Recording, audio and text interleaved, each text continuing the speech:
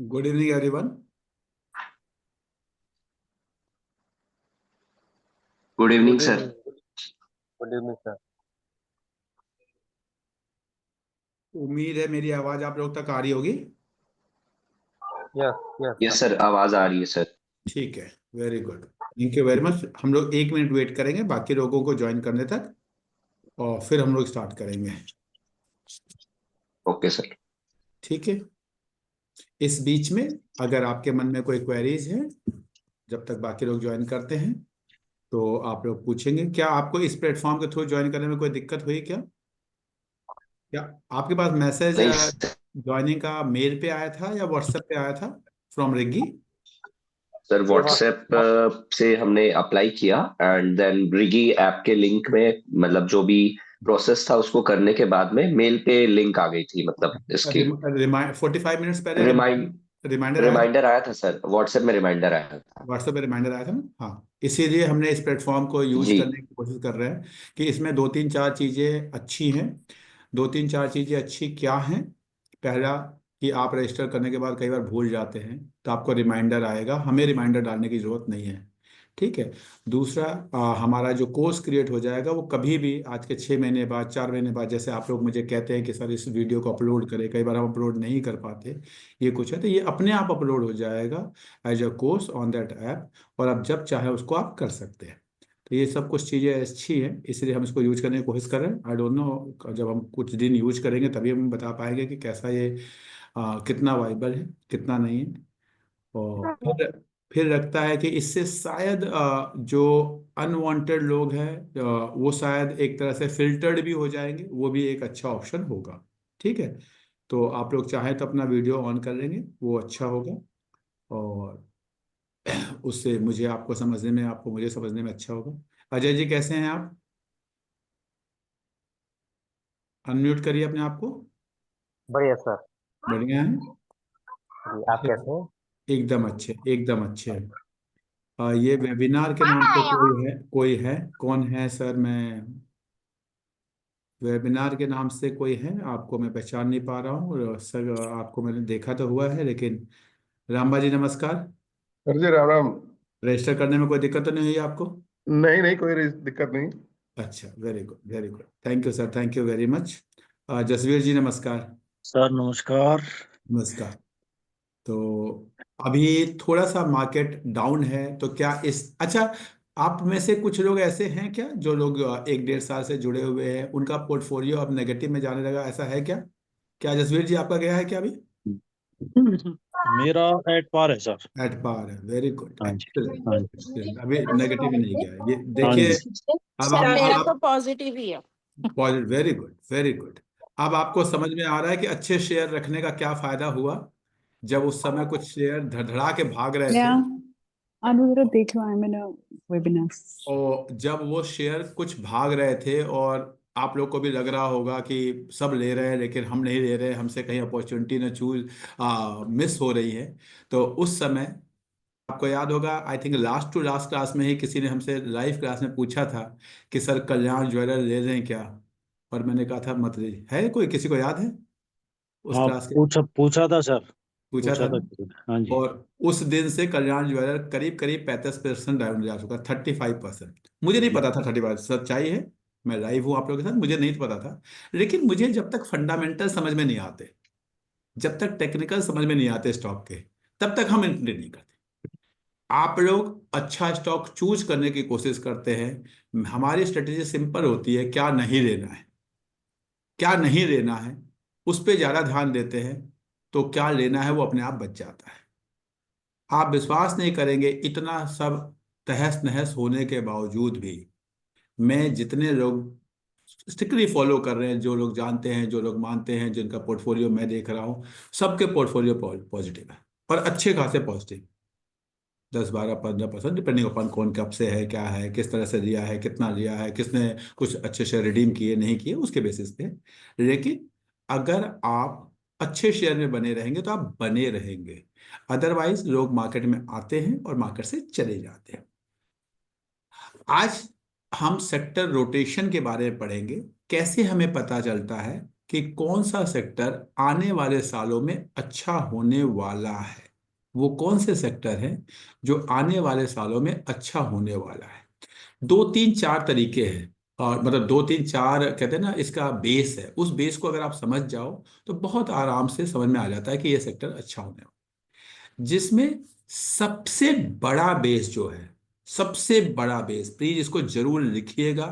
आप लोग एक कहते हैं ना, प्रीमियम क्लास में एंट्री कर कर आए हैं, तो इसलिए आपको कंटेंट जो मिलेगा वो बहुत ही अच्छे क्वालिटी का होगा, उसको आप ध्यान रखिएगा। जो सबसे इंपॉर्टेंट है, आपको ध्यान रखना, ऐसा सेक्टर जिसमें नॉइस नहीं है। नॉइस टीवी पे, न्यूज़पेपर में, अब पड़ोसी के घर पे भी सब बातें कर रहे हैं जिसका, उस सेक्टर से, वो सेक्टर कभी भी बहुत तेजी से नहीं भागेगा आने वाले सालों में। आज भाग रहा होगा लेकिन आने वाले सालों में नहीं भागेगा। अगर आपको याद करना है तो 6 महीने पहले पीएसयू और डिफेंस में बहुत नॉइस था। एक डेढ़ साल पहले फार्मा में बहुत नॉइस था। कुछ साल पहले केमिकल में बहुत नॉइस था। कुछ का साल पहले आईटी में बहुत बहुत नॉइस था। कुछ दिन पहले रियल्टी में बहुत नॉइस था। तो ऐसा सेक्टर जहां पे आपको बहुत नॉइस दिखाई दे, उस सेक्टर को जान लीजिए कि वो अब एंड आने वाला है। एंड आने वाला है, उस सेक्टर का एंड होने वाला है। मतलब ये नहीं कि सेक्टर बंद हो जाएगा, ये नहीं कि उसकी कंपनियां बंद हो जाएंगी, लेकिन वो ग्रोथ जो आप एक्सपेक्ट कर रहे हैं, जो दिख रहा है, वो ग्रोथ नहीं होगा। एक और तरीका होता है नॉइस को आइडेंटिफाई करने का, बहुत आसान तरीका होता है, मैं आपको बता रहा हूं। जिस सेक्टर में बहुत सारी म्यूचुअल फंड कंपनियां अपने नए नए फंड लॉन्च करने लगे, मैं रिपीट कर रहा हूं, ऐसा सेक्टर जिसमें बहुत सारी म्यूचुअल फंड कंपनियां अपने नए नए फंड लॉन्च करने लगे, समझ जाइए कि अब उस सेक्टर का एंड आने वाला है। आप देखिए कि पिछले 1 महीने में, 6 महीने में, 1 साल में, 2 साल में किस सेक्टर में बहुत सारी म्यूचुअल फंड कंपनियां आई। अगर आप एक बिजनेसमैन हैं तो आपको बहुत अच्छे से समझ में आएगा। अल्टीमेटली म्यूचुअल फंड कंपनियां आज के 8 साल बाद, 10 साल बाद, 20 साल बाद वेल्थ क्रिएट करके आपको देंगी। लोगों में इतना पेशेंस ही नहीं है। सरकार को भी इस हिसाब से चूज करते हैं कि पिछले महीने हमारे सड़क किसने बनवाई। सरकार 6 महीने सड़क नहीं बनवाती, 1 साल नहीं बनवाती, 2 साल नहीं बनवाती, 3 साल नहीं बनवाती, जब इलेक्शन आने वाला होता है तब बनवाती है, क्योंकि उसको पता है यही याद रहेगा, बाकी चीजें याद नहीं रहेगी लोगों को। तो उसी तरह से अगर आप फंड में पैसा लगाते हैं और कोई फंड मैनेजर कहता है कि हम आपको 6 साल बाद, 10 साल बाद, 15 साल बाद आपका वेल्थ क्रिएट होगा, लोगों को विश्वास ही नहीं होता। हमारे एक मित्र हैं, वो प्रॉपर्टी का काम करते हैं, उन्होंने मुझे एक प्रॉपर्टी दिलवाई थी बहुत अच्छी। उन्होंने कहा था त्रिपाठी जी आप इसको रख लेना, 10 साल बाद आप याद करेंगे। मैंने रखा हुआ है, मुझे पता है, मेरे समझ में आती है। लेकिन मैंने देखा है लोगों को, अरे 2 साल में, 3 साल में कुछ नहीं हुआ, कुछ नहीं हुआ, कुछ नहीं हुआ, उतने में ही मिल रहा है, ऐसा हो रहा है, वैसा हो रहा है। आपको उतने ही मिल रहा है, लेकिन वो जो कॉर्नर वाला प्लॉट, वो जो ईस्ट फेसिंग वाला प्लॉट, वो जो आपके हिसाब से प्लॉट, वो जो आपके जॉइंट 2 प्लॉट इकट्ठे रहने हैं, वो सब ही शुरू में मिल सकते हैं, बाद में नहीं मिल सकते। हो सकता है उस रेट में आपको 1 साल बाद भी चीजें मिले, लेकिन वो नहीं मिलेगा जो आपके चॉइस का होगा। तो आपको समझना पड़ेगा कि जिस सेक्टर में बहुत नॉइस होगा वो सेक्टर में आपको एंट्री नहीं करनी है। फंड मैनेजर उसी फंड को लाने की कोशिश करता है जिस फंड में लोगों का बहुत इंटरेस्ट है। इसीलिए आप देखेंगे पिछले 6 महीने में, 1 साल में बहुत सारे डिफेंस के फंड, पीएसयू के फंड आए हैं।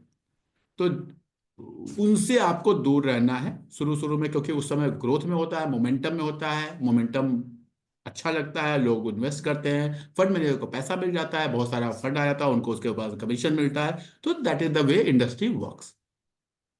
तो नॉइस वाले सेक्टर को अवॉइड करना है अगर आपको लॉन्ग टर्म में पैसा बनाना है तो।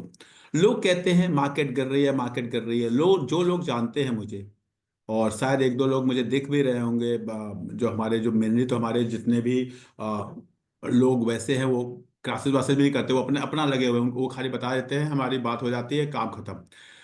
तो आप देखेंगे हमने इस महीने भी केवल कुछ ही दिन पहले हमने कोटक बेचा है। ऐसा नहीं कि मैंने सारा बेच दिया, लेकिन अपॉर्चुनिटी, मतलब एक लेवल पे आ गया था जहां पे हम बेच सकते थे।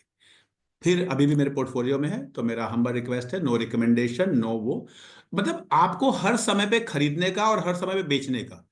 पिछले महीने हमने थोड़े से शेयर्स पेज इंडस्ट्री के बेचे थे, पता नहीं, लोग कह रहे हैं 3 महीने से मार्केट गिर रही है, 4 महीने से मार्केट गिर रही है, मुझे नहीं समझ में आता। मैं तो हर महीने कुछ ना कुछ खरीदने का और हर महीने कुछ ना कुछ बेचने का मौका मिलता है। आप देखिएगा, कोटक ने अभी पिछले आई थिंक कल या परसों ही टॉप बनाया है। टॉप बनाया मतलब अपने लाइफ टाइम हाई के आसपास आया था। हमने निकले हैं वहां से कुछ शेयर, जो हमारा ट्रेडिंग का स्टाइल है उसके हिसाब से। पिछले महीने पेज इंडस्ट्री ने ऐसा ही किया था, हम निकले हैं कुछ शेयर वहां से, जो हमारा ट्रेडिंग का स्टाइल है। तो आपको इन्वेस्ट कर, अगर आप पेशेंस के साथ इन्वेस्ट करते हैं, अगर आप सिस्टम के साथ इन्वेस्ट करते हैं, तो आपको ये नहीं देखना कि मार्केट कहाँ जा रही है। मार्केट में बहुत ऑपरेटर है, निफ्टी में बहुत सारा ऑपरेशन के थ्रू उसको बैलेंस करने के, मैनेज करने की कोशिश होती है, स्टॉक्स में होती है, लेकिन आपको अच्छे स्टॉक को अच्छे रेट पे पकड़ना होता है। इसी को हम इन्वेस्टिंग एंड ट्रेडिंग की जर्नी कहते हैं। तो हमारा सेक्टर रोटेशन का है, आपको देखना कि आने वाले दिनों में किन सेक्टर्स में अच्छा होगा। तो एक मैंने आपको बताया, पहली चीज जो आपको बताया, ऐसा सेक्टर जिसमें नॉइस नहीं है, जिसके ऊपर बहुत सारा न्यूज़पेपर वगैरह में बात नहीं हो रही है, टीवी पे बैठे हुए लोग बहुत बात नहीं कर रहे हैं। जैसे आपको मैं एग्जांपल बता रहा हूं, अगर आप पिछले कई दिनों से देखें, बहुत दिनों से देखें, तो शायद आपको इस समय कौन सा सेक्टर ऐसा होगा जिसके बारे में बात नहीं हो रही है। आप देखिएगा ध्यान से, कोई भी केमिकल के बारे में बात नहीं कर रहा। आपने सुन, आप अगर आप टीवी देखते हैं, जी बिजनेस, सीएनबीसी आवाज, अगर आप 4 साल पहले देखेंगे तो इतने केमिकल शेयर्स की बात होती थी, पूछिए मत। एसआरएफ की बात हो रही है, तो एल्माइन की बात हो रही है, तो बहुत सारे केमिकल शेयर्स की सबकी बात होती रहती थी। अब नहीं हो रही। मैं ये नहीं कह रहा कि आप केमिकल खरीदिए नहीं खरीदिए, मैं फिर भी एग्जाम्पल बता रहा हूँ, मैं केवल एग्जाम्पल के थ्रू आपको बताऊंगा तो आप समझ पाएंगे, इसलिए मैं नाम ले रहा हूँ। इसलिए मैं नाम ले रहा हूँ कि केमिकल की अब बात नहीं हो रही। तो जिन सेक्टर्स की बात बहुत लंबे समय से नहीं हो रही, वो एक बहुत इंपॉर्टेंट इंडिकेटर होता है कि उस सेक्टर में अब पीएसयू के बारे में आप देखिए, अगर आज के 2020 से पहले कोई बात ही नहीं करता था, बात ही नहीं करता, इसलिए पीएसयू अपने भागे। तो वो एक बहुत इंपॉर्टेंट चीज होता है, नॉइस वाला सेक्टर जो होगा उससे आपको निकलना। दूसरी जो बहुत इंपॉर्टेंट चीज होती है वो होती है आपकी बजट। प्लीज, आज इस क्लास के पीछे का भी ऑब्जेक्टिव था, जब भी बजट आता है तो आप बजट में देखेंगे कुछ पर्टिकुलर सेक्टर्स होते हैं जिसपे फोकस किया जाता है। Living, agriculture and all those thing, वो तो करना पड़ता है, वो पर्टिकुलर स्टंट होता है गवर्नमेंट का, वो करना पड़ता है, दिखाना पड़ता है, वोट लेना होता है, वो अलग चीज है। कुछ ऐसे सेक्टर होते हैं जिसपे, जैसे मैं आपको बता रहा हूं, पिछले साल सरकार ने सोलर एनर्जी पे बहुत जोर दिया। सोलर, हर घर सूर्य योजना, ये वो सब कुछ रहा है, सोलर एनर्जी पे बहुत जोर दिया। तो अब आपको पता होगा, देखना चाहिए कि ऐसी कौन सी कंपनियां हैं, एक दिन में कुछ नहीं होगा, ऐसी कौन सी कंपनियां हैं जो सोलर प्लेट बनाती हैं, ऐसी कौन सी कंपनियां हैं जो घर में जाके सोलर बैटरी लगाती है, सिस्टम लगाती है, जो भी काम करते हैं, सोलर एनर्जी का कॉन्ट्रैक्ट ले रही हैं, उन कंपनियों को सर्च करने को। अगर हर घर में सोलर बैटरी का प्लेट लगेगा, 1 करोड़ घर में लगेगा, 2 करोड़ घर में लगेगा, 5 करोड़ घर में लगेगा, जो भी गवर्नमेंट का टारगेट है, तो वो कहीं किसी को तो मिलेगा। उसमें आपको उन लीडर्स को ढूंढने की कोशिश करनी है। तो बजट एक बहुत इंपॉर्टेंट डॉक्यूमेंट होता है। जब बजट हो तो उसको आप जरूर सुने, जरूर सुने, और देखिए ऐसे कौन से सेक्टर हैं जिसपे गवर्नमेंट बहुत ज्यादा एलोकेट कर रही है, और फिर उस सेक्टर के लीडर्स को पकड़ने की कोशिश करें, लीडर्स को पकड़ने की कोशिश करें। अब तीसरी एक बहुत इंपॉर्टेंट चीज होती है, वो होती है एबनॉर्मल रन। ध्यान से देखिएगा, मैं हमेशा बताता हूं और लोगों को दिखाया है, लाइव भी दिखा दूंगा। ऐसा कोई भी सेक्टर, ऐसा कोई भी स्टॉक और ऐसा कोई भी सेक्टर के डिफरेंट स्टॉक, जब बहुत सारे स्टॉक में एबनॉर्मल रन आना शुरू हो जाए उस सेक्टर में, तो आपको वो सेक्टर समझ जाइए कि वो आपका डाइंग, डाइंग मतलब, मैं डाइंग वर्ड का मतलब ये नहीं कि वो खत्म हो जाएगा, फिर बता रहा हूं कि वो मतलब रुकेगा कुछ समय तक, दूसरा कोई सेक्टर चलेगा। मैं एक को बहुत अच्छा एग्जांपल आप लोग को दिखा देता हूं, सो दैट कि आपको याद होगा। आपको किसी को याद है कि कोरोना के टाइम में जो सबसे ज्यादा तेजी से सेक्टर चल रहा था वो कौन से थे? किसी को याद है? कोरोना के टाइम, कोरोना और कोरोना के बाद जो सबसे तेजी से सेक्टर चलते थे, मेरा live. Tech health technology. Care, हाँ जी, हेल्थ केयर, फार्मा।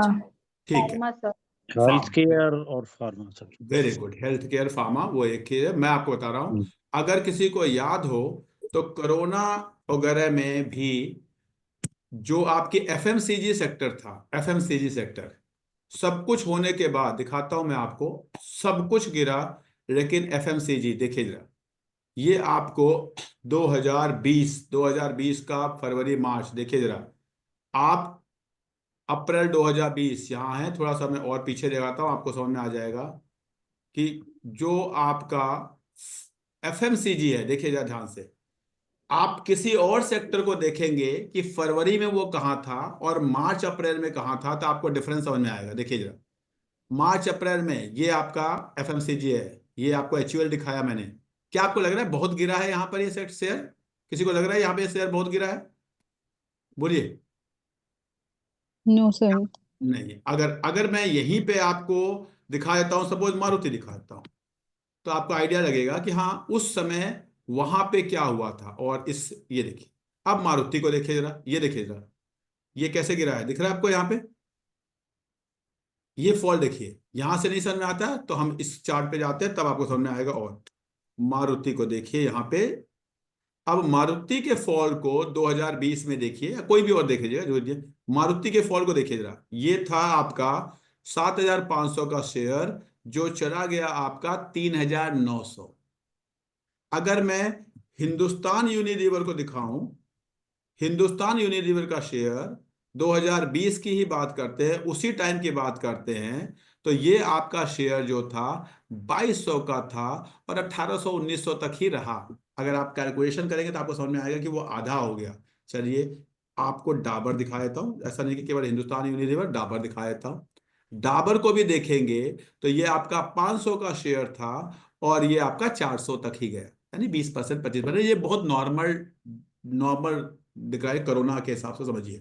लेकिन अगर मैं यहीं पे आपको हीरो मोटोकॉर्प को दिखा दूं, हीरो मोटोकॉर्प को मैंने, तो देखिए जरा, ये आपको ये 2020 आपका ये है, देखिए जरा, ये आपका था 2,500 का शेयर और ये चला गया आपका 1,500, 2,500 से 1,500, और 500 से आपका कितना गया था, 400। और देखिए, और कोई है, अगर आपको देखना है टीसीएस देख लीजिए, टीसीएस जैसा शेयर आपका, ये देखिए जरा, ये आपको 2,200 से 1,500, कैलकुलेशन करिएगा आपको समझ में आएगा कितना कितना फॉल हुआ था। और देखिएगा, और कोई सेक्टर बताइए अपने से, आप लोग बता दीजिए, कोई भी सेक्टर बताइए जो आप जानना चाहते हैं, बोलिए कोई भी शेयर, किसी का नाम, कोई सेक्टर का नाम, कोई शेयर का नाम किसी का मन में नहीं है? चलिए एशियन पेंट देखते हैं, एशियन पेंट को देखते हैं। एशियन पेंट को अगर मैं देखूं तो एशियन पेंट कहां से कहां गया था? एशियन पेंट 2020 की जो फॉल आई थी उसमें आपका ये आया था 1,900 से 1,400। ठीक है, तो अगर आप ध्यान से देखेंगे तो ये जो फार्मा और आपका एफएमसीजी है, इसमें कोई बहुत बड़ा फॉल नहीं आया था, 15-20% आया था, काम खत्म। लेकिन बाकी शेयर्स में आपको, इवन रिलायंस जैसे शेयर में, रिलायंस जैसे शेयर को भी मैं आपको दिखा देता हूं, आपको बहुत तगड़े फॉल आए थे। अगर आप ध्यान से देखेंगे तो 700 से ये 400 लगभग आधे पे आ गया था। तो जनरली जो मार्केट गिरी थी या शेयर गिरे थे वो 30-35-40% गिरे थे, लेकिन फार्मा और एफएमसीजी जो है वो 15-20% ही गिरे थे। अब ऐसा जो सिचुएशन है उस समय के बाद, अब अगर आप राइज को देखेंगे, फिर वहां से राइज को देखेंगे, क्योंकि वो गिरे नहीं तो लोगों को लगा यही बहुत अच्छा सेक्टर है, इसी में पैसा लगाना चाहिए, ये करना चाहिए, सबने वही लेना शुरू किया। अब उस समय से अगर आप हिंदुस्तान यूनिलीवर को उस समय से आज का राइज देखेंगे, उसी हिंदुस्तान यूनिलीवर को उस समय से आज क्या हुआ, अगर आप देखेंगे 2,300 का शेयर आज दोबारा 2,300 पे मिल रहा है। समझिए, क्योंकि उस समय क्या था, बहुत ज्यादा उसके अंदर क्या था, बहुत ज्यादा नॉइस आ गया था, क्योंकि वो गिरा ही नहीं। सब गिर रहा है लेकिन वो नहीं गिरा, सब गिर रहा है लेकिन डाबर नहीं गिरा, सब गिर रहा है लेकिन मेरे को नहीं गिरा। तो वो जो नॉइस वाला सेक्टर था, वो सेक्टर आपको दोबारा जो है रुक जाता है, वो कुछ समय जाके वो आपको रुक जाएगा, मिलेगा आपको उसी प्राइस के आसपास मिलेगा। तो इसलिए नॉइस वाले सेक्टर से आपको अपने आप को अवॉइड करना है। एक चीज कर है, बजट वाले सेक्टर में आपको बने रहना है जहां पे बजट का एलोकेशन। तीसरा एक बहुत अच्छा इंपॉर्टेंट चीज है कि आप ये देखेंगे कि पिछले 3-4-5 सालों में कौन से सेक्टर में सबसे कम ग्रोथ हुआ है। सबसे कम ग्रोथ वो कौन सा सेक्टर है जिसमें हुआ है? लेकिन जब मैं कहता हूं सबसे कम ग्रोथ हुआ है, तो इसका मतलब ये नहीं कि वो सेक्टर डाइंग है, खत्म होने वाला सेक्टर है, उसकी बात करें। जैसे मैं यहाँ पर दिखा देता हूँ आपको सबसे पहले, जैसे मैं आपको दिखाता हूँ निफ्टी मीडिया, क्योंकि जब मैं ये बताता हूं तो सबसे बड़ी गलती लोग यही कर देते हैं। अब निफ्टी मीडिया को आप देखेंगे, ध्यान से देखिए, देखिए सेक्टर को, ये सेक्टर 2019-20 में जहां था, आज ये उससे भी नीचे है। तो आप कहेंगे सर आपने कहा था जिसमें सबसे कम ग्रोथ हुआ उसको पकड़ना है। नहीं, मैं ये नहीं कह रहा। जो सेक्टर इटसेल्फ डाइंग है, जिसका भविष्य ही नहीं है, मैं उसकी बात नहीं कर रहा हूं। कैसे किसी को लगता है कि मीडिया डाइंग सेक्टर है? कोई बता सकता है why I am saying that media is dying sector? Future में निफ्टी मीडिया वाले शेयर्स नहीं एग्जिस्ट करेंगे, खत्म हो जाएंगे, ऐसा क्यों होगा? किसी को लगता है कि आज के 10 साल बाद, 5 साल बाद टाटा स्काई, DTH, ये सारी चीजें रहेंगी? लगता है किसी को? मुश्किल है सर। मुझे लगता है कि आज भी आप लोग, कई लोगों के घरों में टाटा स्काई 6-6 महीने अब रिचार्ज नहीं होता होगा। DTH ये वो जो होगा वो हाँ, करते नहीं नहीं, हो रहा सर। नहीं हो रहा होगा। तो हाँ। ये जो सेक्टर है, इसमें इसमें अगर आप शेयर्स कंपोनेंट देखेंगे तो इस तरह के शेयर्स भरे पड़े हैं। ठीक है, बहुत सारे आपके न्यूज चैनल के शेयर्स भरे पड़े हैं, जैसे जी एंड ऑल दोस थिंग, लोगों ने बंद कर दिया, OTT एंड ऑल दोस। तो आपको देखना, अगर हाँ इसी मीडिया सेक्टर में वो नई चीजें OTT वाले, मान लो कल को आपको इसके शेयर G5 और उस सबके कुछ बिजनेस इसमें आ जाए, या जो आपके जो भी आप लोग देखते हैं, मैंने आज तक कोई OTT ना रिचार्ज करवाया ना देखा, मेरा कोई इंटरेस्ट नहीं है ना उतना मेरे पास टाइम है। ठीक है, लेकिन अगर आपके पास टाइम हो और आप देखते हैं और वो सेक्टर उसके शेयर मार्केट में आ जाए, तो हो सकता है आपको फायदा हो जाए। तो आपको देखना है कि ऐसा कोई भी सेक्टर जो डाइंग है उससे तो दूर रहना है, लेकिन ऐसा कोई भी सेक्टर जो चल रहा है लेकिन उसमें ग्रोथ नहीं हुई है, उसमें बने रहना है। अगर किसी को याद हो तो आज के 2-3-4 साल पहले, जब आपको ये क्या बोलते हैं, TCS, इन्फोसिस बहुत बड़े हुए थे, मैं कहता था टेक्नोलॉजी से दूर रहिए अपने आप को, टेक्नोलॉजी, क्योंकि वो टेक्नोलॉजी ऑलरेडी बहुत बढ़ चुके थे, बहुत बढ़ चुके थे। इसका मतलब ये नहीं कि टेक्नोलॉजी खत्म हो जाएंगे। आप देखिएगा, मैं आपको TCS दिखाता हूँ।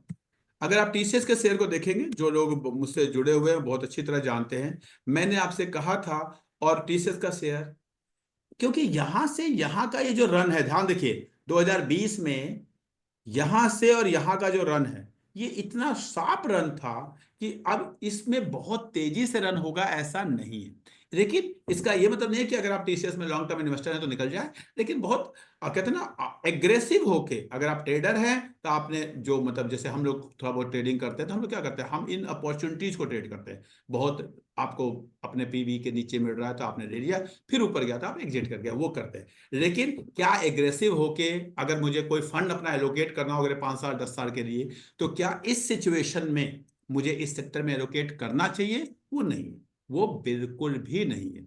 हाँ, ऐसे कौन से सेक्टर है जिसमें करना चाहिए? अब आप मुझे बताइए, ऐसी कौन सी चीज है जो आजकल आप देख रहे हैं, जो हर कोई कर रहा है? मतलब आपने देखा होगा, ये आज के 5-7 साल पहले कोई नहीं करता, सोचता भी नहीं था, लेकिन आज सब कोई कर रहा है। ऐसे कौन से सेक्टर, कोई 1-2 सेक्टर आप लोग आइडेंटिफाई करिए, बताइए, जो सब कर रहा है, दिखता होगा। ऑफिस में बैठते हैं तो वो भी कर रहा है, वो भी कर रहा है, वो भी कर रहा है, ये भी कर रहा है। ऐसे कोई सेक्टर, कोई बताइए जरा। रेलवे। हाँ जी। एआई वाला, एआई का सर। AI को यूज कर रहे हैं, वेरी गुड, ठीक है, AI कर रहे हैं, और वेरी गुड अजय जी, आप बहुत सही बोल रहे हैं। और बताइए, और बताइए। Sir investment and all. Invest, excellent, very good Vipin ji, आप तो मतलब आप देखिएगा, आप हर कोई चरोदा से, कोई ग्रो से, कोई आपका मोतीलाल से, कोई SBI से, कोई किसी, हर कोई आप सुनेंगे, कोई क्रिप्टो में कर रहा होगा, कोई म्यूचुअल फंड में कर रहा होगा, कोई SIP कर रहा है, कोई कुछ कर रहा है, हर कोई कर रहा है। आप, कोई ऐसा नहीं कर रहा है ये बेकार चीज है, ये तो करना ही नहीं है, ऐसी वाली थॉट प्रोसेस नहीं है इंडिया के इकोनॉमी में, इंडिया के। तो अब ऐसी कंपनियां जो या तो म्यूचुअल फंड बेचती हैं, PMS बेचती हैं, इन्वेस्टमेंट मैनेजमेंट करती हैं, या उन सब के लिए कुछ प्लेटफॉर्म वगैरह देती है, उनको एनालिसिस वगैरह करने के लिए टूल वगैरह देती है, ऐसी एक तो कंपनी होती है। मान लो एक कंपनी है एक्स कंपनी है, वो म्यूचुअल फंड बेचती है, लेकिन there is a Y company क्या करती है, वो एक्स कंपनी को अपना रिसर्च बेचती है, केवल वो शेयर नहीं बेचती, वो केवल अपना रिसर्च बेचती है। यानी आपको ये देखना है कि भाई मोतीलाल ओसवाल जब अपना, या SBI अपना कोई म्यूचुअल फंड लॉन्च कर रहा है, तो वो किससे किससे हेल्प लेता है, कौन कौन से उसके वेंडर्स हैं, उन कंपनियों को आपको ढूंढने की कोशिश करनी है। ग्रोइंग सेक्टर की मैं बात कर जब करता हूं, सोचिए कि अगर हमें सबको लग रहा है सब म्यूचुअल फंड में लगा रहे हैं, सबको लग रहा है म्यूचुअल फंड एसआईपी सही है, सब म्यूचुअल फंड बना रहे हैं। भाई म्यूचुअल फंड कंपनियां कमाएंगी ना, म्यूचुअल फंड कंपनियां कमाएंगी। तो हम म्यूचुअल फंड में पैसा लगा रहे हैं, हमें किसी को आप में से लगता है कि हम म्यूचुअल फंड 10%, तो म्यूचुअल फंड में अगर हम पैसा लगा रहे हैं तो क्या ऐसा हो सकता है कि हम कुछ म्यूचुअल फंड कंपनियां ही खरीद लें? क्या कुछ म्यूचुअल फंड कंपनियों के शेयर खरीद के 2 4 5 साल 10 साल के छोड़ दें? ग्रोइंग सेक्टर आपको विजुअलाइज होगा, समझ में आएगा कि हाँ यार ऐसा कुछ हो सकता है। ऐसा सेक्टर कोशिश करिए। देखिए जरा, आपको बताऊंगा, आज के 5 साल, 5 साल नहीं लगभग 10 साल पहले से शुरू हुआ। सबने देखा कि जी इंडिया में 10 साल भी मान लो या 20 साल मान लो, 20 साल मान लो, इंडिया में फ्लैट कल्चर आना शुरू हुआ। सब फ्लैटों में शिफ्ट हो रहे हैं। उससे पहले घर बनाते थे, घर रहते थे।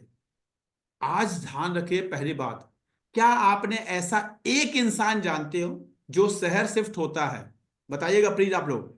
एक इंसान जो शहर शिफ्ट होता है और वो कहता है कि अब मैं काम वाम कर रहा हूं और जब मेरी नौकरी खत्म हो जाएगी मैं अपने गांव चला जाऊंगा। हमारे पापा ऐसे थे। मेरे पापा नौकरी करते थे, जिस दिन उनकी नौकरी खत्म हो गई वो अपने गांव चले गए। हमारी लास्ट जनरेशन ऐसी थी। अब की जनरेशन क्या है, हम कहीं शिफ्ट होते हैं तो हो सकता है एक शहर दूसरे शहर, जहां भी है हम वहीं रह जाते हैं या उसके अगल बगल। क्या ऐसा ही है? हाँ या ना, बताइएगा जरा।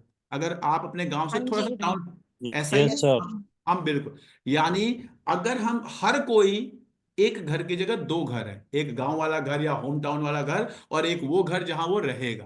पहले जरूरी नहीं था ऐसा। पहले ऐसा था किराए उराए पे रह रहे हैं, गवर्नमेंट के क्वार्टर में रह रहे हैं, और उसके बाद जब हुआ तो अपना, यानी हाउसिंग सेक्टर एक ऐसा सेक्टर है जो बहुत तेजी से ग्रो करेगा। करना ही करना है। इसके 2 कारण है।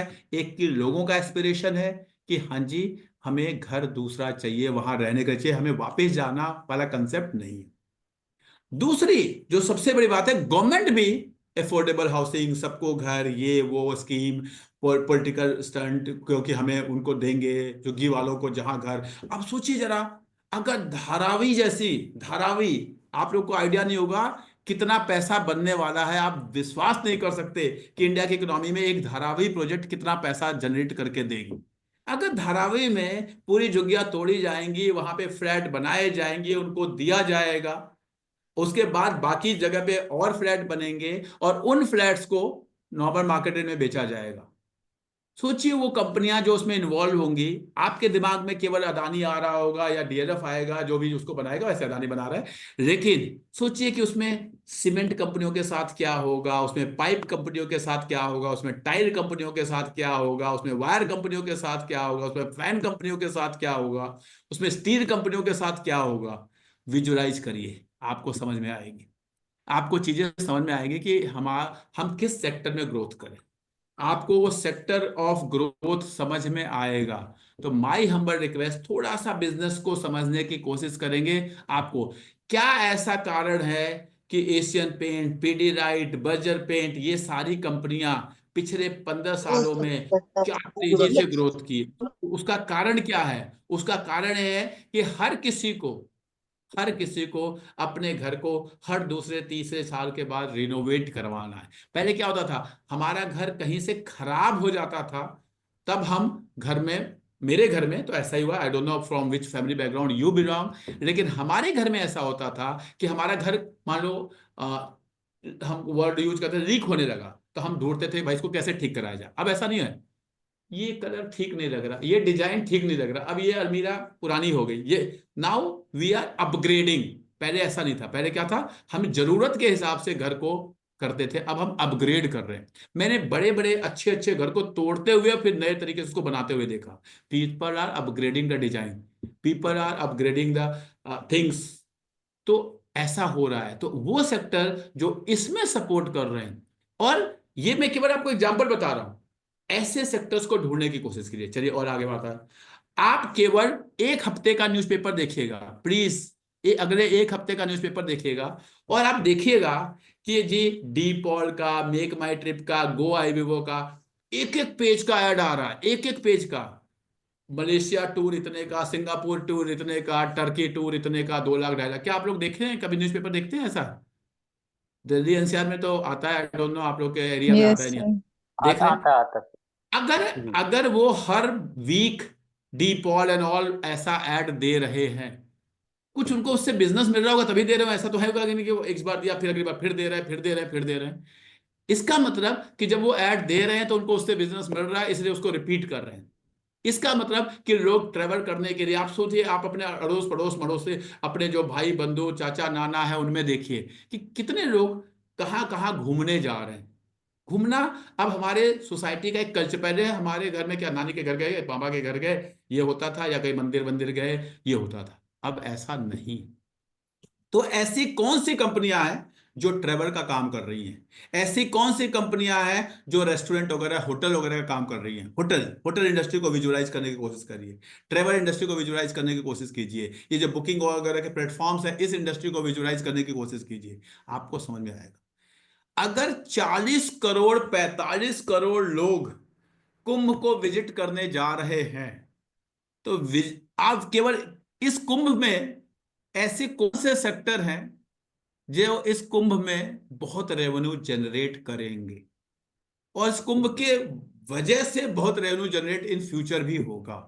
ऐसे सेक्टर्स को विजुअलाइज करने की कोशिश कीजिए। आपको बहुत तगड़ा सेक्टर रोटेशन का कंसेप्ट समझ में आएगा कि हाँ, कहाँ पैसा बनता है और क्यों पैसा बनता है। लोगों को लगता है कि हाँ जी, मैं आपको बता रहा हूं, हर घर में जोमेटो स्विगी चल रहा है। मैं हमेशा कहता हूं कि जोमेटो का शेयर ओवर वैल्यूड है, मैंने नहीं खरीदा अब तक, ठीक है। जो मेरे को अलॉटमेंट में मिले थे उसके बाद मैंने बेच दिए थे। लेकिन क्या Zomato as a business, Swiggy as a business खराब कंसेप्ट है? No, not at all, not at all. Valuation मुझे नहीं समझ में आता इसलिए मैं नहीं खरीदता, वो अलग बात है। कल को मुझे वैल्यूएशन समझ में आएगा, मैं खरीद लूंगा उसको। Business is a very good business. आप केवल अपने सोसाइटी के बालकनी में खड़े हो जाइए, मैं अपनी सोसाइटी के बालकनी 1 घंटा खड़े हो जाइए, आपके अड़ोस पड़ोस में कम से कम 10-15 पार्सल्स आ रहे होते हैं। फ्लिपकार्ट से आ रहा है तो जोमेटो से आ रहा है, तो इससे आ रहा है, तो उससे आ रहा है, तो अमेजन से आ रहा है। ऐसी कौन सी कंपनियां हैं आपको लग रहा है कि अमेजन डिलीवरी कर रहा है? क्या इसके पीछे कोई कोरियर कंपनी है जो काम कर रही है, जो अमेजन से बिजनेस ले रही है? उस कोरियर कंपनी को सर्च करने की कोशिश कीजिए, उस कोरियर कंपनी को सर्च करने की कोशिश कीजिए। आपका काम आसान हो जाएगा, आपका बिजनेस आसान हो जाएगा। प्लीज, एक दिन में राजा बनने की, मुझे समझ में आता है कि अगर आप लोग इस प्लेटफॉर्म पे आए हैं ना, तो आप लोग थॉट प्रोसेस आपका लंबा है, लंबा गेम खेलना है। आपको पता है, जो लंबा गेम खेलता है उसको सरकार सरकार जो है इंटरेस्ट फ्री लोन 20 साल के लिए देती है। कितने लोगों को ये बात पता है? बोलिए, अजय जी, निखिल जी, क्या आप लोग को ये किस बात पता? पर्पज के लिए? उसके लिए विश्वकर्मा विश्वकर्मा योजना के नहीं तहत नहीं क्या? सर, इन्वेस्ट करने के लिए शेयर मार्केट में आपको सरकार इंटरेस्ट फ्री लोन देती है। नहीं सर, आपने पहली बार बताया। किसी को पहले नहीं पता है बताया। बात? हाँ जी, शरद जी, रुचि जी, किसी को पता है बात? नो नहीं सर। पता है सर। नहीं पता है। और नहीं पता सर। नहीं पता, चलिए दो केस ले लेते हैं, आपको अभी पता चल जाएगा। सरकार इंटरेस्ट फ्री लोन आपको 15 साल 20 साल के लिए देती है। बस ये है कि आप लेते हैं या नहीं लेते हैं, ये देखना है आपको। विजुअलाइज कीजिए, एक ऐसी कंपनी है जो आपको 12%, केवल 12% आपको अर्निंग हर साल देती है। आप हर साल उस शेयर को खरीदते हैं, 12% कमाते हैं, बेच देते हैं। फिर एक दूसरी कंपनी है, वो आपको 12% के CGAR 20 साल तक देती रहती है, और आप उसे नहीं बेचते हैं, आप उसे रखे रहते हैं। ध्यान से समझिए, मैंने कहा आज आपने 100 रुपए किसी शेयर में इन्वेस्ट किया, 1 साल बाद 112 हो गया, आपने उसको बेचा, फिर उस पैसे को दोबारा लगाया, फिर 12%, हर साल 12% कमा रहे हैं। दूसरे केस में भी आप 12% कमा रहे हैं, उससे ज्यादा नहीं कमा रहे, लेकिन आपने उसको 20 साल बाद बेचा बस। आप देखिएगा सरकार आपको लोन देती है, और कैसे देती है मैं आपको दिखाता हूं।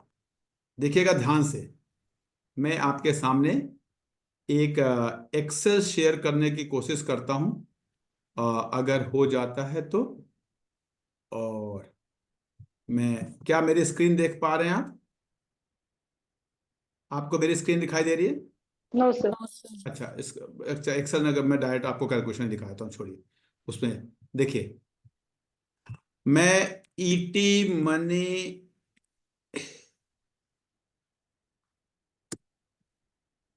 कैलकुलेटर, देखिएगा ध्यान से, ये मैंने आपको अपना स्क्रीन दिखाया, प्लीज इसको ध्यान से आप देखें। क्या अब आपको मेरी स्क्रीन दिखाई दे रही है? दिख रही है? Yes sir. Yes yes. Sir. ठीक है। अब आप देखिए, मैं आपको एक लमसम कैलकुलेटर से कैलकुलेशन करके दिखा रहा हूं। आपने 1,000 रुपए सिंपल, या 1,000 थोड़ा एक अच्छा सा अमाउंट लगेगा सपोज देखने में, 1,00,000 रुपए आपने इन्वेस्ट किया है। अगर आप सरकार को इस 1,00,000 रुपए को 20 साल तक, 20 ईयर तक आप इन्वेस्ट करते हैं, 12% का रिटर्न मिलता है, और हर साल आप सरकार को केवल 20%, क्योंकि किसी का 30 होगा, किसी का 5 होगा, किसी का 10 होगा, में 20% टैक्स दे देते हैं। तो 12×2=24, आपने उसके ऊपर टैक्स दे दिया, 9.6% का आपको रिटर्न मिलेगा। क्या मैं सही हूं? कोई कहीं मैंने कुछ गलत लिखा तो मुझे जरूर बताएंगे। क्या मैं सही हूं? बोलिए हाँ या ना। Yes sir. Yes sir. 9.6% का CAGR मिलेगा जब आप हर साल गवर्नमेंट को टैक्स दे देते हैं। तो 20 साल बाद आपका 1,00,000 रुपए 5,06,000 रुपए हो जाए। ध्यान से समझिए। कोई डाउट है किसी को? 4,06,000 का गेन होगा। किसी को डाउट है इसमें? बोलिए। No sir. नो। अगर आपने सरकार को हर साल टैक्स नहीं देते तो 20 साल बाद ये पैसा कितना हो जाता? देखिए जरा, बताइए विपिन जी। 9,65,000। 9,65,000, इसमें 8,65,000 रुपए आपका गेन होता। अब आप इस 8,65,000 पे 20% टैक्स दीजिए, कितना होता है? 8,65,000 पे 20% निकालिए, कितना होगा? सर करीब करीब 1,60,50,000। 1,72,000 सर। हाँ जी, आपने वो माइनस कर दिया तो कितना बचा आपके पास? 7 लाख बचेगा, 7 लाख अराउंड 7। 7। 7। पहले केस में कितना बच रहा था? 4 पॉइंट समथिंग। याद करिए, पहले पॉइंट में जो गेन था आपका 4 पॉइंट समथिंग था। इस केस में कितना है? कितना 7 है? लाख। 7 लाख। 7 लाख। अब आप बताइए कि सरकार ने आपको 20 साल के लोन दिया कि नहीं दिया? दोनों ही केस में आप हर साल सरकार को पैसा दे रहे थे, ले लो अपना टैक्स, लो अपना टैक्स। सरकार ने कहा नहीं जी, आप हमें मत दो, हमें लास्ट में 20 साल बाद दे देना आपको। देखिए आपका जो पेशेंस, लोग कहते हैं ना बार बार कि पेशेंस से स्टॉक मार्केट में पैसा बनता है, पेशेंस से। ये जो बड़े बड़े लोग हैं उनका पोर्टफोलियो बढ़ता जा रहा है। हम छोटे छोटे लोग हैं जो आज बेच दो, ये बेच दो, आज ये कमा लो, आज ये सब करते रहते हैं। सोचिए, मैंने एक छोटे से अमाउंट से बताया, 4 लाख से 7 लाख, लगभग डबल हो गया आपका पैसा, डबल।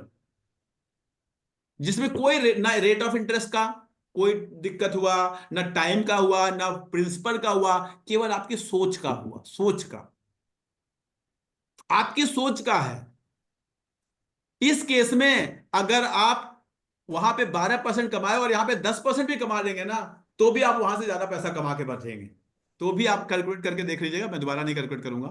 तो प्लीज माई हम्बल, हाँ जी विपिन जी बताइए। सर ये जो 20% आपने लिया है ये टैक्स का हाँ पार्ट था ना सर? हाँ जी, टैक्स का पार्ट था। सर तो अगर लॉन्ग टर्म जैसे अपन बोलते हैं तो शायद उसमें 12.5% है, तो उस हिसाब से देखेंगे। मैं तो 20 ले लिया। मैंने कहा कि आपका, आपने ले लिया 20, आप 10 ले लेंगे तो और डिफरेंस आ जाएगा। वो तो एक 10 यहाँ लेंगे तो 10 वहां भी लेंगे, 12 यहाँ लेंगे, क्योंकि मैंने तो कहा 30 हो सकता है, 10 हो सकता है, 15 हो सकता है, शॉर्ट टर्म हो सकता है, लॉन्ग टर्म हो सकता है। मैं तो 20 ले लिया, जबकि ऐसा 20 होगा नहीं। आप हर साल बेचेंगे तो आपका लगेगा 20, और बाद में बेचेंगे तो 12.5 ही लगेगा। मैं तो सब कुछ करके बता दिया। मैंने तो आपको एक स्टैंडर्ड लेके बता दिया कि भाई आज के 20 साल बाद क्या पॉलिसी हो, क्या हो, सब कुछ चेंज करके बता दिया। समझ करेक्ट। लीजिए जी कि ये और ओके। ज्यादा पैसा होगा जो आप कह रहे हैं ना, उस हिसाब से तो और ज्यादा हो जाएगा। अगर हम उस में जाएंगे कि जी कैपिटल गेन जो है लॉन्ग टर्म में इतना होगा, शॉर्ट टर्म में तो इतना होगा, ये सब जाएंगे तो और ज्यादा होगा वो। वही वही वही सर, इसलिए मैं हाँ पूछा कि हाँ सर अपन हाँ 20 स्टैंडर्ड माने बट हाँ एक्चुअल हाँ, ये मैंने 12.5 एक करंट है। एवरेज ले लिया। किसी जमाने में कैपिटल गेन कुछ और होता था, अब कुछ और हो गया, आने वाले सालों में कुछ और हो सकता है। मैं तो एक स्टैंडर्ड एक वैल्यू लेके आपको कैलकुलेट करके बता दिया। ठीक है। तो आप समझिए कि सरकार ने आपको पैसा दिया है कि जी मेरा पैसा आप रखिए अपने पास, आप उस पर अर्निंग करते रहिए करते रहिए करते रहिए और हमें दे दीजिएगा 15-20 साल बाद। बताइए, सरकार आपको इंटरेस्ट फ्री लोन दे रही है, क्या आप उस इंटरेस्ट फ्री लोन को ले पा रहे हैं कि नहीं ले पा रहे हैं? वो बहुत इंपॉर्टेंट, वो बहुत इंपॉर्टेंट। मेरे पास हमेशा मेरे पास आता है, सर ये वाला शेयर ऊपर गया था, अब नीचे आ गया, मैंने बेचा नहीं, बेच दिया होता तो इतना हो जाता, फिर नीचे दे दिया होता। इसी में लगे हुए हैं लोग, इसी सब में लगे हुए हैं। प्लीज मत करिए इन सब चीजों को। आज देखिए शेयर अच्छे आ गए हैं, मार्केट अच्छी आ गई, पैसे है लगा दीजिए, बोलिए अच्छे शेयर को अच्छे रेट पे खरीदते रहिए खरीदते रहिए खरीदते रहिए। जब आपको पैसे की जरूरत हो तब बेचिए, या फिर लगे कि हाँ अब ये ओवर ही हो गया किसी चीज से, अब लगता है कि हाँ, तो आप बेचिए, कोई दिक्कत नहीं है, हम भी बेचते हैं, नो डाउट, हमें भी पैसे की जरूरत होती है, बेचते हैं। हाँ, या हमें अच्छी अपॉर्चुनिटी, अब जैसे मैं आपको बता रहा हूं, मैंने कोटक बैंक को कल ही बेचा, इसका मतलब ये नहीं कि कोटक बैंक खराब हो गया या मैंने कोटक बैंक सारे बेच दिए मैंने, लेकिन आज की जो मार्केट है उसके हिसाब से मुझे दिखाई दिया कि हाँ जी, कोटक बैंक को आज मेरे लाइफ टाइम हाई के आसपास आ गया, आज मैं बेचता हूं, मेरे को रिलायंस नीचे दिख रहा है, मुझे एक्सिस बैंक नीचे दिख रहा है, मुझे XYZ, मैं आपको रिकमेंडेशन नहीं दे रहा हूं, मैं ये खरीद लेता हूं तो मेरे को और अपॉर्चुनिटी मिल जाए, इसलिए मैंने थोड़ा सा निकाल के पैसे वहां पे थोड़ा सा शिफ्ट कर दिया। तो वो आपकी ट्रेडिंग टेक्निक्स होती हैं जो आप थोड़ा बहुत करते रहते हैं, लेकिन आपका जो बल्क पैसा है वो उन सेक्टर्स में लगना चाहिए जो सेक्टर आज के 5 साल 10 साल 15 साल राइज करने वाले हैं। इसीलिए सेक्टर रोटेशन को पकड़ना बहुत जरूरी है। डे टू डे शेयर्स को पकड़ के कुछ नहीं होगा, मैंने आपको लाइव कैलकुलेशन करके दिखाया है, और प्लीज आप एक्सेल्स में डाल के इसको कैलकुलेट करके देखिएगा। सरकार आपको पैसा दे रही होती है, लीजिए मेरा पैसा। आप विश्वास नहीं करेंगे, बड़े बड़े जो लोग होते हैं उनका पैसा ऐसे ही, जो PMS फंड्स होते हैं जो वो लोग मैनेज करते हैं, वो लोग छोटे मोटे म्यूचुअल फंड में डाल के आज क्या हुआ कल क्या हुआ वो सब देखते ही नहीं, हम देखते हैं। ठीक है, तो आपको सेक्टर्स की 2-3 चीजें आ गई। अब मैं थोड़े से कुछ सेक्टर आपको दिखाना चाह रहा हूं, उन सेक्टर्स में क्या हो रहा है, चलिए हम उस पर जाते हैं। देखिएगा जरा, मैं आपको कुछ सेक्टर दिखा रहा हूं इंडिया में जो पिछले कुछ दिनों में किस तरह की ग्रोथ कर रहे हैं। आप खुद मुझे बता पाएंगे कि किस सेक्टर में हमें जाना चाहिए, किस में नहीं जाना चाहिए। जिस सेक्टर में बहुत तेजी से एबनॉर्मल ग्रोथ हो चुका है उसको हमें अवॉइड करना चाहिए।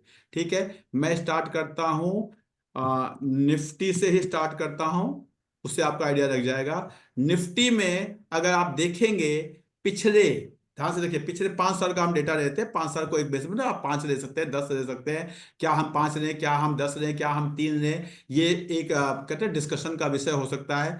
5 साल में अगर आप देखेंगे 2019 से 2024, 5 साल में निफ्टी, आज भी लोग रो रहे हैं निफ्टी गिर गया निफ्टी गिर गया निफ्टी गिर गया, ये हो गया वो हो गया, पता नहीं मार्केट वैल्यू, प्लीज कुछ नहीं हुआ जी। 5 साल में 91%, it is not bad growth, calculate करके देखिएगा।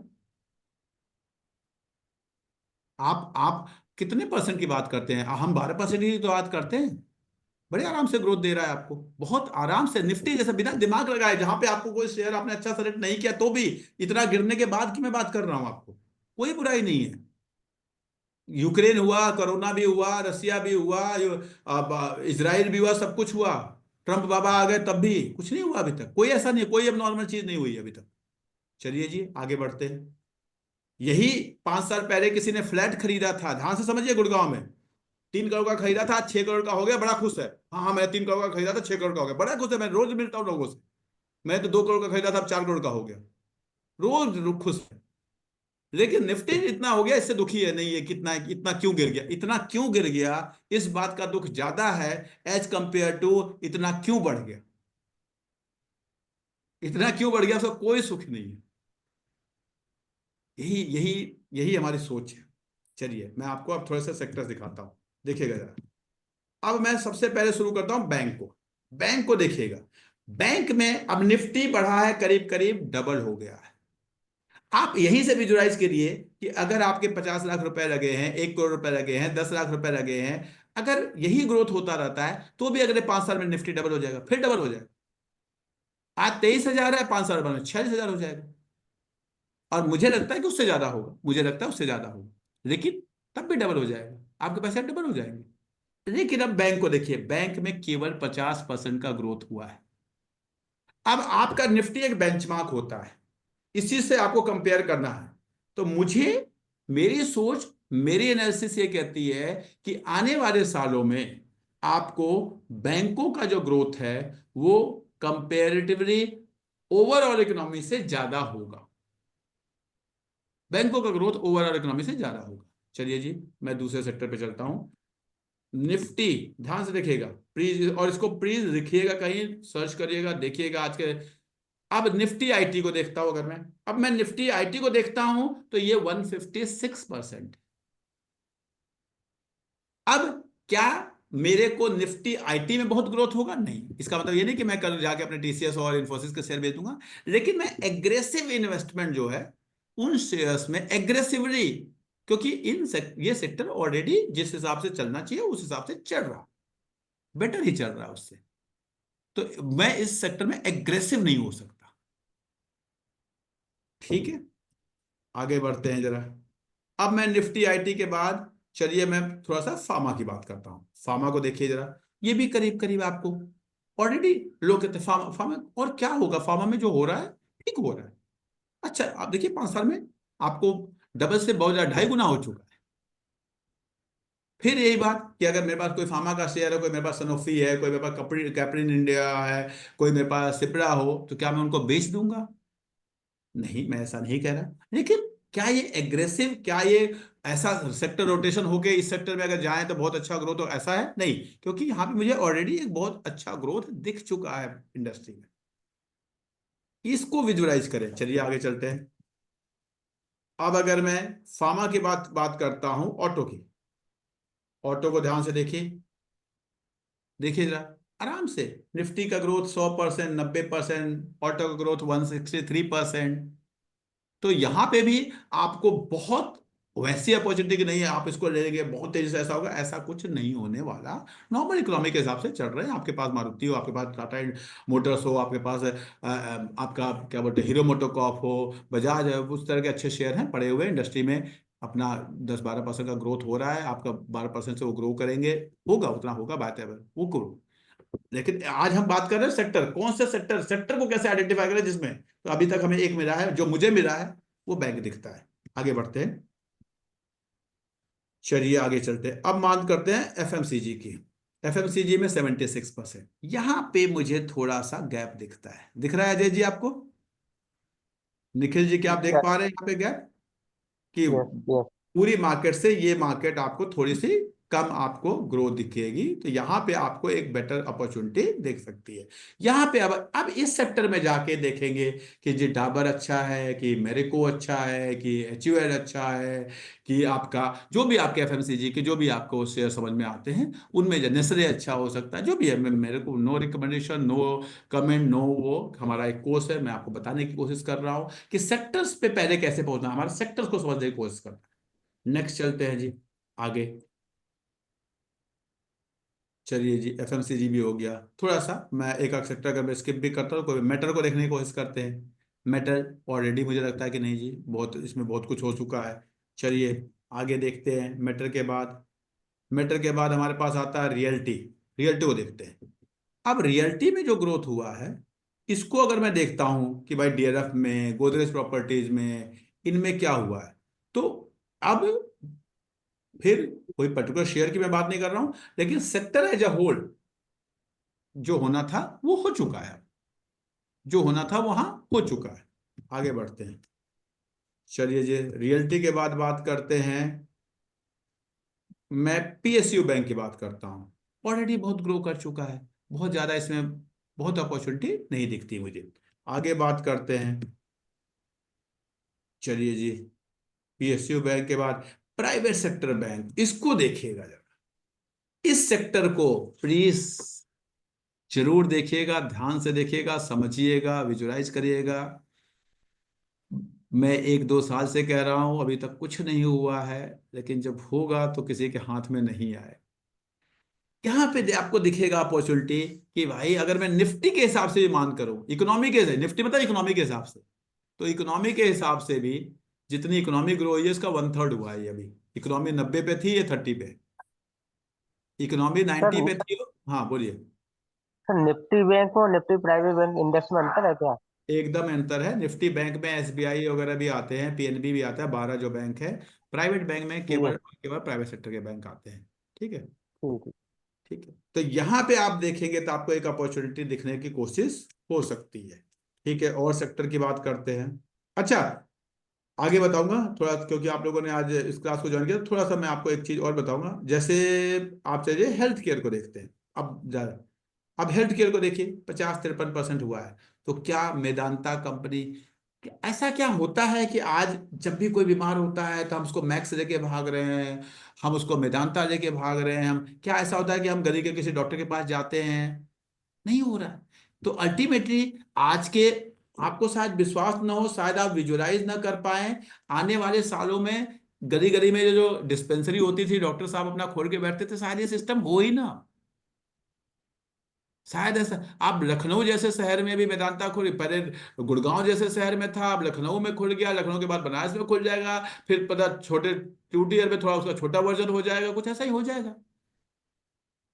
वो डॉक्टर को 70,000 80,000 एमबीबीएस डॉक्टर को देके आप पता करिएगा, जो नए नए एमबीबीएस लोग आ रहे हैं उनको 70,000 80,000 देके रख रहे हैं। अब देखिए मार्जिन देखिए कितना है, कि आपसे जो पैसा ले रहे हैं वो जो नॉर्मली लिया जाता था उससे कई गुना है, और जो डॉक्टर को दिए दे रहे हैं या जो इंफ्रास्ट्रक्चर पे दे रहे हैं वो जो दिया जाता था उससे कई कम है। तो ये गैप कितना बड़ा होता जा रहा है, इस गैप को विजुअलाइज करने की कोशिश करिए। तो क्या ऐसा हो सकता है कि कोई ऐसी कंपनी हो, मैं आपको नाम प्लीज नहीं बता रहा हूँ, हो सकता है मेरे पोर्टफोलियो हो तो मुझे मालूम, रेनबो चाइल्ड केयर नाम की कोई कंपनी हो, और पता चला मुझे कि हाँ जी ये साउथ इंडिया की कंपनी है, बेंगलोर में काम करने वाले जो कपल्स हैं वो अपने अपने जो है उस कंपनी को, क्योंकि ये डिलीवरी होनी है, फिर उसके बाद उसका चाइल्ड केयर है, फिर उसका वैक्सीनेशन है, फिर आप तो मम्मी तो है नहीं, नानी तो है नहीं, दादी तो है नहीं, वो सारा काम जो है वहीं से नर्स के बेनिफिट से, वहीं से डॉक्टर से हेल्प ले लेके वो हो रहा है। तो क्या वो रेनबो चाइल्ड केयर नाम की कंपनी जो है आज के 5-10 साल के बाद एक अच्छा एक बिजनेस का एक मॉडल है, और वो होगा ऐसा? अगर आप इतना विजुअलाइज कर पाते हैं, हम लोग करते हैं, हमारी टीम करती है, हम लोग अपने लेवल पे ऐसे ही काम करते हैं। हम लोग शेयर उठाने से पहले ये सब देखते हैं, समझते हैं इस बात को, क्योंकि मैं कल के बारे में नहीं सोचता कल क्या होगा। समस्या हमारे साथ क्या है, हम लोग आप देखेंगे कि हमारे पास लाखों में लोग, मैं चाहूँ जिस दिन चाहें सेंसर लगा के लाखों में लोग कर रहे हैं, क्योंकि मुझे पता है कि लॉन्ग टर्म में अगर आपको, और लोगों के अंदर वो लॉन्ग टर्म, कल क्या होगा वो कोई देखते, आज क्या हो रहा है बस ये बताओ जी। शाम को 3:30 पे बढ़ गया, मैं भी मैसेज डालता हूँ, लोगों का रिएक्शन देखता हूँ, क्या खुश होते हैं, हाँ सर आपने कल बताया था आज ऐसा हो गया, बड़े खुश होते हैं। फिर कल फिर वो गिरेगा। तो आपको समझना पड़ेगा कि आपको सेक्टर पकड़ना है अच्छे वाले, उन सेक्टर में। अब बात होती है सर, ठीक है सर आपने हमें सेक्टर बता दिया, आज हमें समझ में आ गया कि हाँ जी प्राइवेट सेक्टर बैंक एक अच्छा सेक्टर है, एफएमसीजी एक अच्छा सेक्टर है, कुछ हॉस्पिटल हॉस्पिटल एक अच्छा सेक्टर है। मैं एफएमसीजी उसकी बात नहीं, फार्मा की बात नहीं कर रहा हूँ, हॉस्पिटल की बात कर रहा हूँ। फार्मा ऑलरेडी ग्रो कर चुका है, देखेंगे। मैं हॉस्पिटल की बात कर रहा हूँ। अच्छा सर, आज की क्लास में हमें 3 सेक्टर समझ में आ गए, फिर मैं बता रहा हूँ नो रिकमेंडेशन, वो चौथा पांचवा कुछ भी हो सकता है, मैंने आपको एक, अब बात है कि अब इसमें स्टॉक कौन सा खरीदें? सर कुछ नहीं समझ में आता है ना, कुछ नहीं समझ में आता ना। इन सेक्टर्स के ईटीएफ ढूंढो, इन सेक्टर्स के ईटीएफ ढूंढो, आपको बढ़िया रिटर्न मिल जाएगा। अगर देखिए, अगर आप रिसर्च कर सकते हैं, आप टाइम दे सकते हैं, तो बहुत अच्छी बात। क्या कोई प्राइवेट सेक्टर बैंक का ईटीएफ किसी कंपनी ने निकाला है? अगर निकाला है चुपचाप प्राइवेट सेक्टर बैंक में, उसमें कुछ क्या होता है, ईटीएफ का मतलब क्या हो गया, कुछ आपके पास थोड़ा सा आ गया, आपके पास एचडीएफसी, थोड़ा सा आईसीआईसीआई, थोड़ा सा कोटक, थोड़ा सा बंधन भी आ गया, थोड़ा सा आईडीएफसी आ गया। अब हमें नहीं पता कि आईडीएफसी चलेगा कि एचडीएफसी चलेगा, नहीं पता, लेकिन ये पता है ये ग्रुप, हमने इस ग्रुप पे एक कहते हैं ना, इस गुच्छे पे पैसा लगा दिया, इस गुच्छे पे पैसा लगा। तो अगर जब आपको बिल्कुल समझ में ना आए, या जब आपको सेफ प्ले करना हो, तो आप उस सेक्टर को, जैसे आपने सेक्टर आइडेंटिफाई कर लिया, आप उसके ईटीएफ, आपको समझ में आ गया कि इंडिया की जो म्यूचुअल फंड कंपनी है, जो आपको फाइनेंस सेक्टर की कंपनियां हैं, इसमें बड़ा अच्छा बिजनेस दिखाई दे रहा है। तो ऐसा कोई म्यूचुअल फंड, ऐसा कोई ईटीएफ है जो अगले, जो ऐसा कोई फंड लॉन्च हुआ है जो इन सेक्टर्स में पैसा लगा रहा है, उसको ढूंढने की कोशिश करो, उसमें लगा दो पैसे।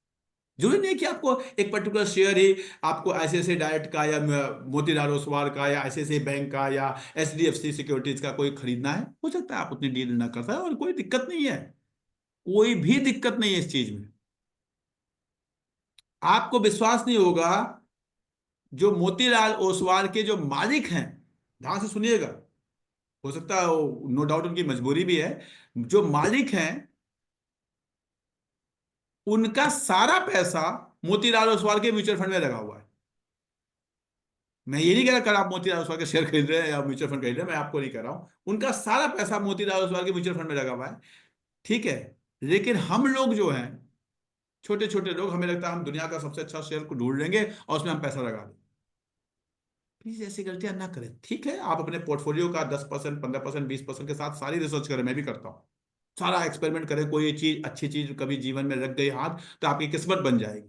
सपोज मेरे पास 10 करोड़ का पोर्टफोलियो है, तो लेकिन मैं अपने जो 8 करोड़, 9 करोड़, 10 करोड़, 15 करोड़, वो एक एक नॉर्मल पैसे में आपका ईटीएफ में, आपके रिलायंस जैसे शेयर में, एचडीएफसी जैसे शेयर में लगे हुए हैं जी, 10-12% का अपना रिटर्न दे रहे हैं, I am very happy with that. एक आध 2 करोड़, 4 करोड़ रुपए है, या जो भी आपके, किसी का 10 लाख हो, 5 लाख हो, जो भी है, उस पैसे को, ठीक है, आपने कोई ऐसा शेयर खरीदा, लॉटरी लग गई जैसे ना, ठीक है, 10 गुना 20 गुना हो गया, आपकी किस्मत अच्छी हो जाती है, तो वहां पे आप अपनी रिसर्च, अपनी किस्मत, अपना भगवान का कहते हैं ना आशीर्वाद, बड़ों का आशीर्वाद, उस सब पे बिलीव करें और उस सब के हिसाब से आप उसमें इन्वेस्ट करें। सारे फंड को लेके ये गलती ना करें। एक फंड को अपना बढ़ने दें, धीरे धीरे धीरे धीरे धीरे उसको अपना जरूर होने दें। और मैंने ये देखा है, मैंने करके देखा है, मैं नौकरी करता था तो टाइम ही नहीं होता था उतना, और जो पैसा धीरे धीरे ग्रो हुआ वो ज्यादा ग्रो हुआ एज कंपेयर टू कि कोई हमें, मेरे मेरे लाइफ में अगर मुझसे कोई पूछे कि आपके लाइफ में कौन से शेयर ने आपको मल्टी बैगर रिटर्न दे दिया, सच्चाई बताऊं, 2 शेयर आए मेरे हाथ में 20 साल में। एक पेज इंडस्ट्री आया था 20 साल में, बहुत अच्छा, उसने मुझे बहुत अच्छा रिटर्न दिया, नो डाउट। दूसरा, सबको पता है, सबने दिया, मैंने भी दिया, सब लेते थे। मैं उस टाइम एक समय था जब मैं हर महीने कभी 2 शेयर, कभी 5 शेयर, कभी 10 शेयर, कभी 20 शेयर, डिपेंडिंग अपॉन जिस तरह का जो आर्थिक स्थिति जब थी, एचडीएफसी बैंक का शेयर खरीदा, खरीदता गया, खरीदता गया, खरीदता गया। ये 2 ऐसे शेयर थे जिसे कहते हैं ना मल्टी बैगर रिटर्न उन्होंने दे दिया। बाकी थोड़ा हिसाब से आपको एशियन पेंट ने भी दिया, थोड़ा टीसीएस ने भी दिया, ये सब अपना 12-15%, 18%, जो जैसा अपना खरीदते गए, रखते गए, रखते गए, रखते गए, रखते गए। तो प्लीज हर शेयर आपको मल्टीबैगर निकाल देगा या पूरा पैसा उस, ऐसी गलतियां ना करें। तो क्या आप लोगों को ये सेक्टर्स को आइडेंटिफाई करना, सेक्टर्स में कैसे, आने वाले सेक्टर्स में कैसे पैसा लगाना है, उसमें किस तरह से शेयर ढूंढना है, क्या आपको कुछ समझ में आया? कोई मुझे कुछ थोड़ा सा एक जिस्ट देने की, फीडबैक देने की कोशिश करेगा please? Anyone of yes you? Sir. हाँ जी विपिन जी बताइए। सर आज की जो क्लास थी, मैं उसका एक मतलब रिव्यू देना चाहूंगा। जल्दी मतलब से मेरे को तो करिए। बहुत अच्छा लगा सेक्टर को आइडेंटिफाई करने में। और अगर रिवीजन की बात करें तो आपने बताया कि पहले सेक्टर्स को आइडेंटिफाई करें, सबसे पहले उस पर देखें कि बज ना बनाओ।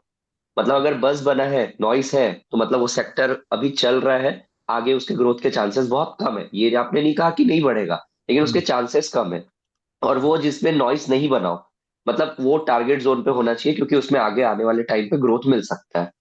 दूसरा, आपने बजट के बारे में बताया कि बजट पे ध्यान दिया जाए। तीसरा, एब नॉर्मल रन आपको चेक करना है।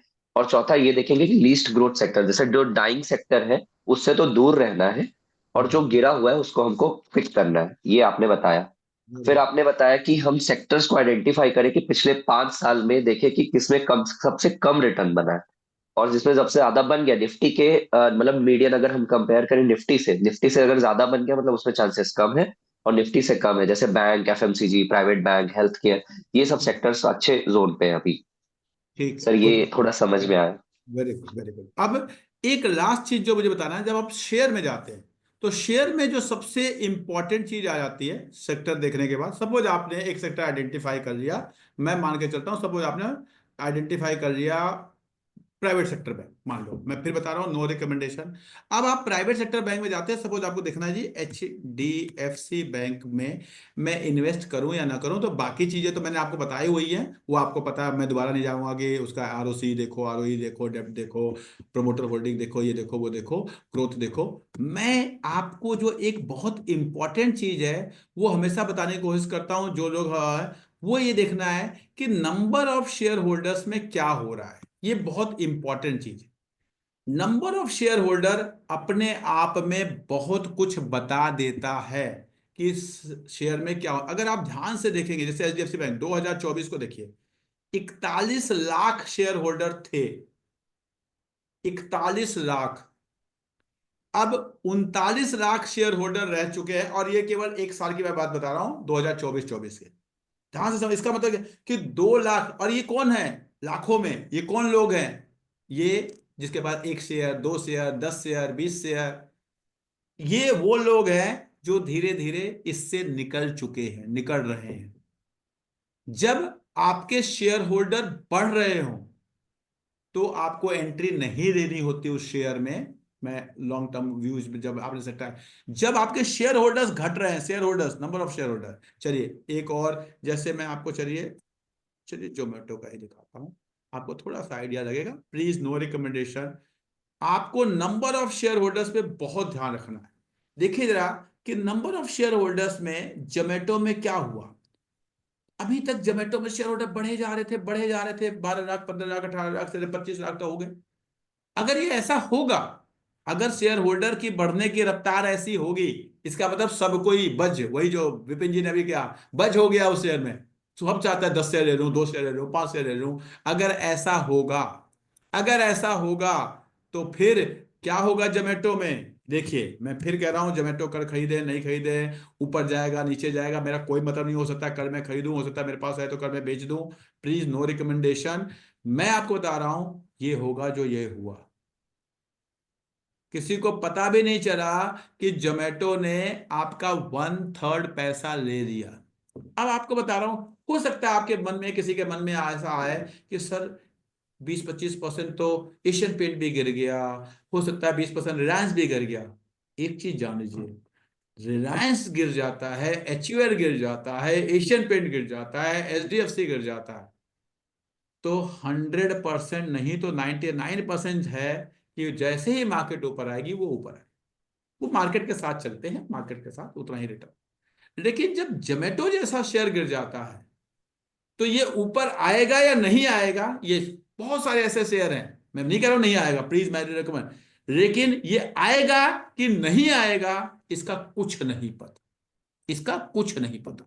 तो अगर आप इस रिस्क को लेने को तैयार हैं तो आपको जोमेटो लेना चाहिए। जोमेटो का बिजनेस मॉडल कहीं से खराब नहीं है, मैं रिपीट कर रहा हूं, लेकिन इसकी वैल्यूएशन में हो सकता है कोई रिस्क हो सकता है कि इसके, तो आपको ये समझना है कि क्या ये वैल्यूएशन, जब इसका पी 323 का हो, 323 के पी के स्टॉक पे, जिसका आरओई 1.12 का हो, जिसका आरओसी 1.14 का हो, क्या मुझे इसमें एंट्री करना चाहिए।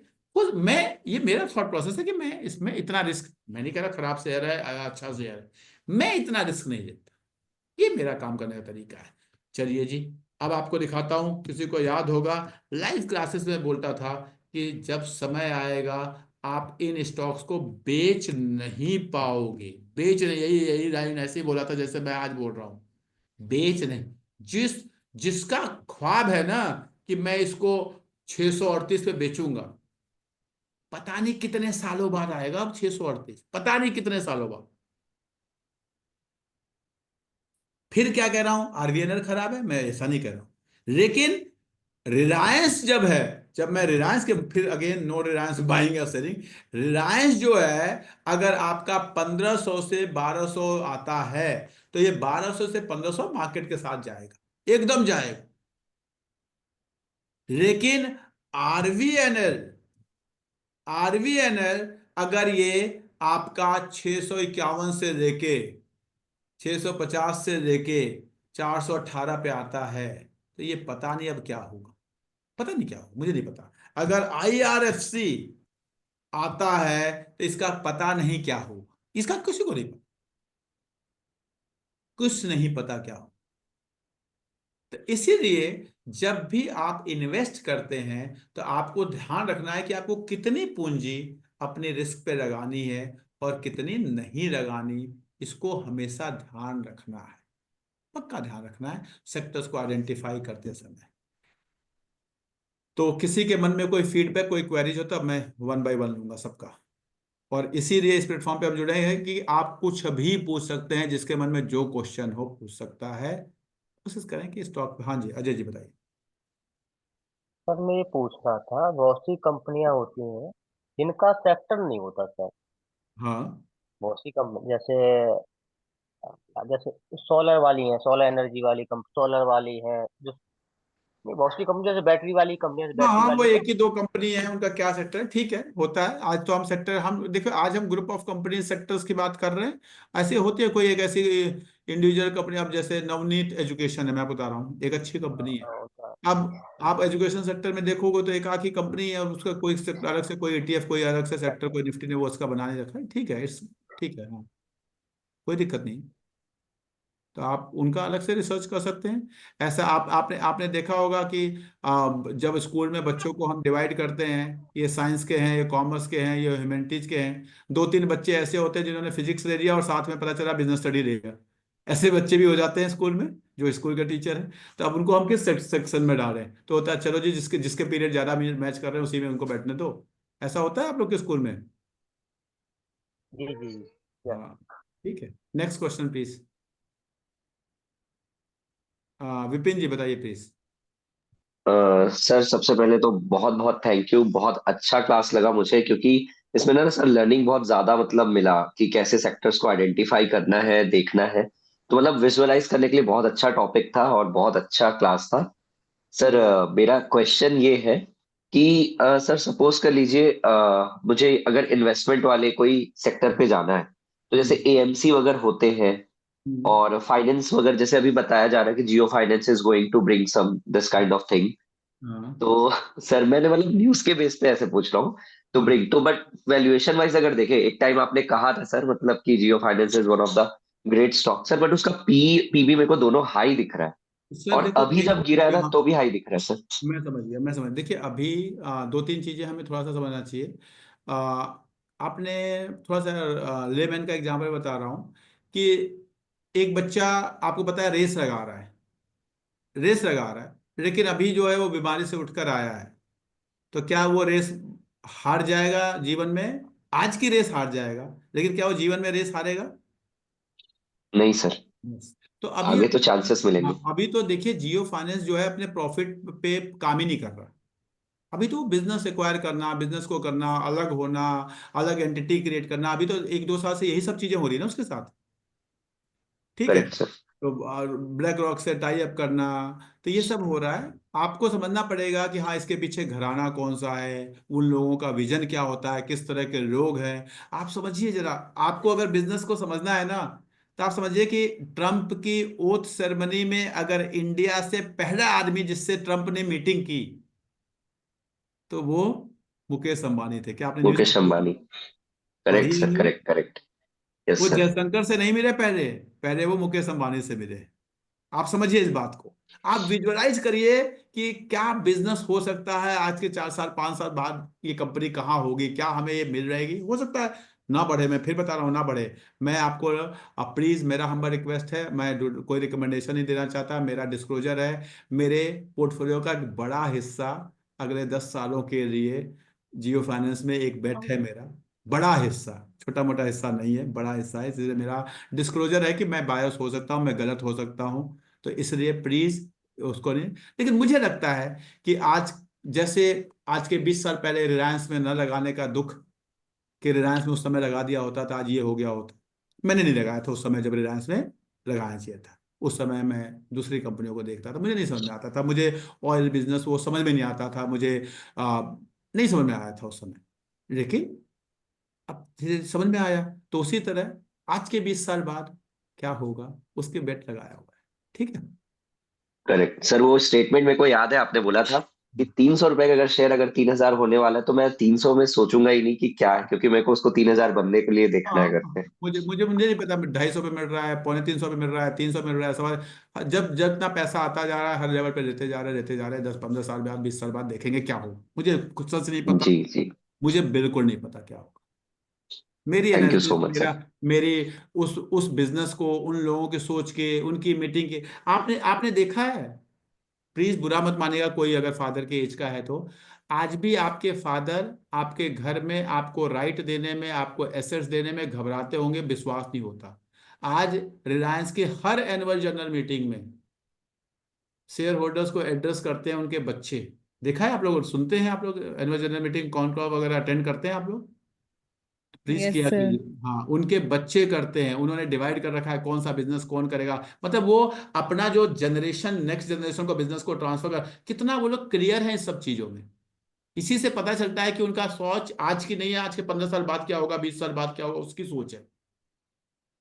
हमारे घर में तो पिताजी की डेथ हो जाए तब उसके बाद पता चलता है कि कौन से कागज में कहाँ क्या रखा हुआ है। नहीं देते हम, नहीं है, ये हमारे घरों का यही कल्चर है। क्या मैं सही बोल रहा हूँ? कुछ लोग हैं, प्लीज आप लोग बताइएगा अपना एक्सपीरियंस, क्या ऐसा ही होता है? नहीं, वो विश्वास ही नहीं होता कि हमारे बच्चे बड़े हो गए हैं, अब हम उनको दे सकते हैं या वो कर सकते हैं, ये कभी हम विश्वास ही नहीं कर पाते।